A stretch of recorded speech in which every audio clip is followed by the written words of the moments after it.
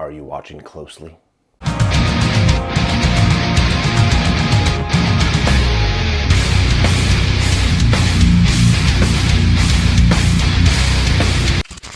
The Prestige tells the story of two rival magicians that will stop at nothing to outdo each other and find out the true secrets behind each other's illusions. Welcome back to the Christopher Nolan review series, everybody. It's looking almost definite that Tenet is going to be pushed to next year, so this is another review series that's going to lead up to a long wait, but nonetheless going to stay the course, and now we are at The Prestige, which, as of the recording of this video, might be my favorite Nolan film. I still have to revisit all the other films after this. I've not seen them in a while, but I have always appreciated The Prestige much more than it seems like a lot of people seem to. I think everybody respects it. I genuinely love this film. And this is also a patron-sponsored review requested by Joseph Lionel. Joseph, the day has come! Holy shit! 2,000 years later. So wasting no time, starting right off with the positive, the long list of positives for The Prestige. The main thing that I love about this film specifically, as far as Nolan's filmography,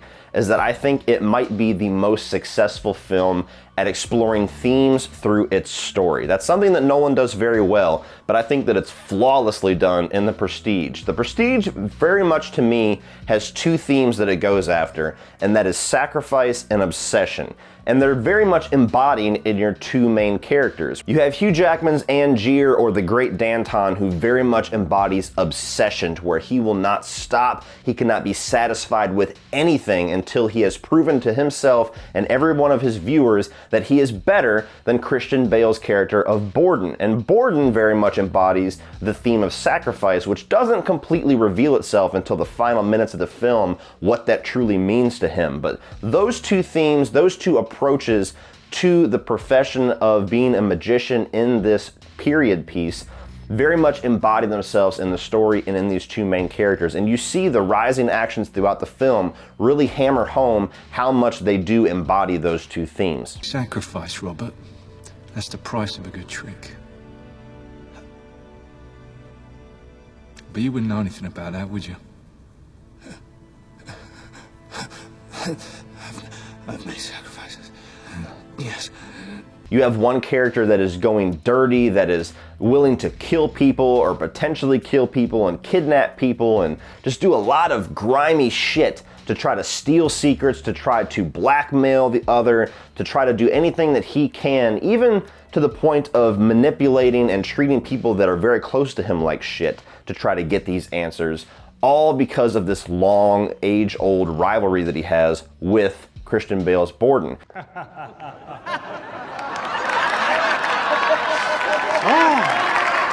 The Great Danton! And in the climax of the film, whenever the true nature and the devices behind the illusion of the disappearing man as far as Borden is revealed, you get to see how much sacrifice, how much of a long, lifelong sacrifice it takes to make an illusion like that work. And the film starts off setting these little bit of dominoes up whenever both of these characters go to watch this Asian magician pull off this trick with this fishbowl, and Borden gives this speech about sacrifice, how every single piece of this person's life has to revolve around this trick and the secrecy involving that trick. This is the trick. This is the performance. Right here.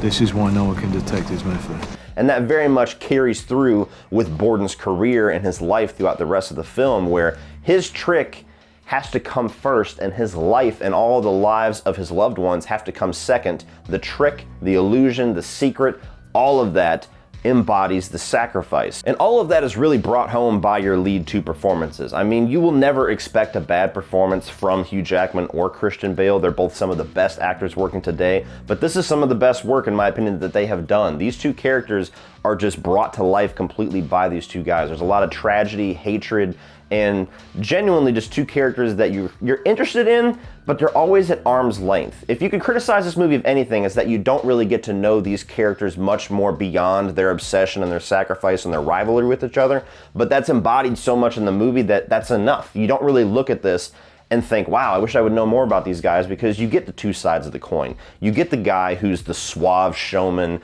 who has the wife that he loses tragically that suddenly becomes obsessed with the rivalry. You have the guy that has nothing, is kind of like the blue-collar magician that is very creative but has no personality whatsoever, but he gets to kind of enjoy his life and get a wife, get a child, have this very prestigious career where he's got this trick that nobody can emulate the way that he does. And that is enough brought through these two performances to make you really latch into these two characters, and for 2+ hours you're just completely invested in not only their separate lives, but how those lives continue to converge and clash with each other. Movie also has great cinematography. Again, pretty much all of these reviews for Christopher Nolan movies are gonna be the same positives, because he does the same awesome shit in just about every movie. Everything that he puts his hands on is just masterfully created. But there's a lot of really iconic shots in this movie to me, like whenever they're standing in that snowy field and they stick the light bulb in the ground and the ground is electrified, and you see just, as far as you can see in this shot, this really cool scene of all these light bulbs being lit up and this town in the background being lit up by Tesla's technology. It doesn't even seem like it's going to be that significant when you first see it in the opening of the film, but even the shot of all of the hats outside that are all dirty, that look identical to each other, is a really cool shot that always sticks in my mind. The whole thing where the first time that you see Angier, or the Great Danton, perform his new disappearing man trick, where he pounds on the ground and kind of lifts his arm slowly and the backdrop comes up, and it's just a very zoomed out shot with this haunting score, and it just lets you know that something bad's about to happen. Like, just the way that they use the camera to set all of that up. Masterful. Once again, Christopher Nolan, masterful. Even all the side characters. I mean, Michael Caine as this character that feels very aligned with one of these characters, and throughout the film you kind of see him being pulled to the other side through conflict and through realizing how much of a monster this one person has been. Very great performance. Pretty much anytime he works with Nolan, he's great. Even Scarlett Johansson and Rebecca Hall as the two love interests are very good, and they're very dramatic with their kind of tension and their pulling back and forth with these two characters. And you gotta show some love to the late great David Bowie, because this is one role that, for me, anytime I think of David Bowie's acting career, I always think of this first. Most people would probably say Labyrinth. I say The Prestige. When I told you I could make your machine, I spoke a simple truth. Then why isn't the machine working? Because exact science, Mr. Angier, is not an exact science. The machine simply does not operate as expected. It requires further examination. You need to try different material. It may provoke a different result.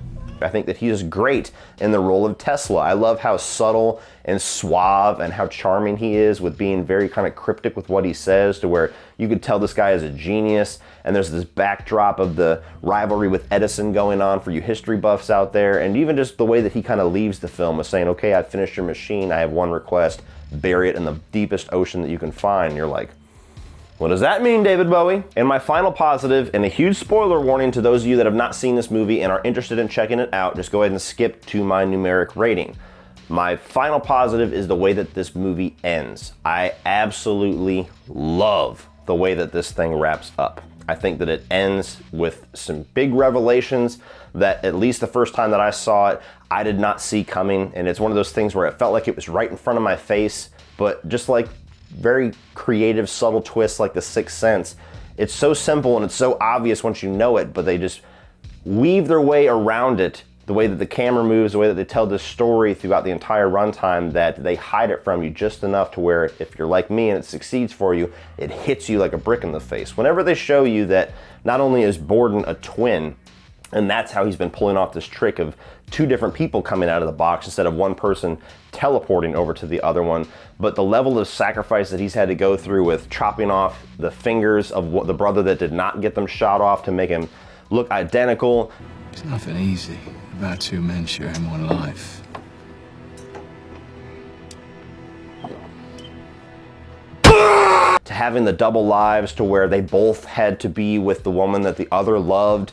And that's the whole thing that Rebecca Hall throughout the whole movie is like, you love me today, but today you don't. Again, right in front of your face, but you're like, holy shit, it all comes together now. Maybe today you're more in love with magic than me. I like being able to tell the difference. It makes the days it is true mean something. And the tragedy and just the craziness that goes along with that, to where you look at Angier's character, who is very in-your-face despicable, and then you look at Borden, who seems more innocent of the two throughout the entire time, but then you look at what he has done to the people that he loves and you're kind of conflicted. You're like, dude, you're both fucked up. I don't really know which one of you is more evil. Compounded with the final reveal that Angier, through this Tesla machine, has been cloning himself, and it's not necessarily that he is teleported to show this very technological advancement of the disappearing man, but he's just copying himself. And as he copies himself, one of them drops into a water tank and drowns to death right immediately as the prestige of the trick goes on. And he never knows when he steps into that machine and raises his arms to the crowd whether or not he is going to be the turn that falls and goes into his watery death, or is the prestige and gets the hail of the crowd. The sacrifice and the obsession that goes into that alone is just mind-boggling to me. And it took me a couple of times to get that. I didn't realize the first couple of times that I watched the film that he never knew walking into it. It's not that, okay, I'm gonna just kill my clone every single time and that's evil enough.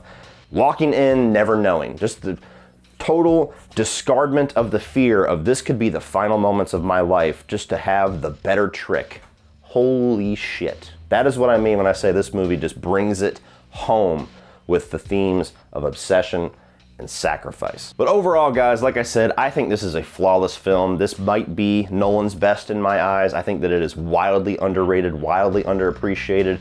It is some of my favorite work of Christian Bale and Hugh Jackman, and it's just one of my favorite period piece movies. I think it's absolutely masterful storytelling, masterful camera work, masterful directing with awesome performances, and really it's just the story and the way that they weave those themes in with those two main characters and the two really evil sides of the coin, I think is absolutely brilliant, and this movie is a masterpiece. So if you like mind-bending movies, if you like period pieces, or if you enjoy Christopher Nolan, Hugh Jackman, or Christian Bale's work, this is a must-watch. It's a movie that takes you on an absolute wild ride that is a mind trip from beginning to end. So absolutely go out and buy it.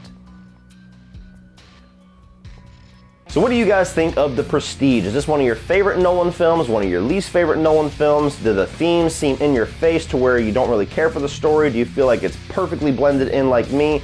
Do you love the two characters, or are they so unlikable that you can't get into the movie very much? Let me know all of your thoughts on The Prestige down below, and keep an eye out for The Dark Knight. I know that's the one that all of you are waiting for, so within a week or so, you'll have that little doozy on your hands. The Prestige. Let me know your thoughts down below, guys. Please like and share this video. Hit that subscribe button if you are not already a subscriber, and you can check out all of my previous Nolan reviews.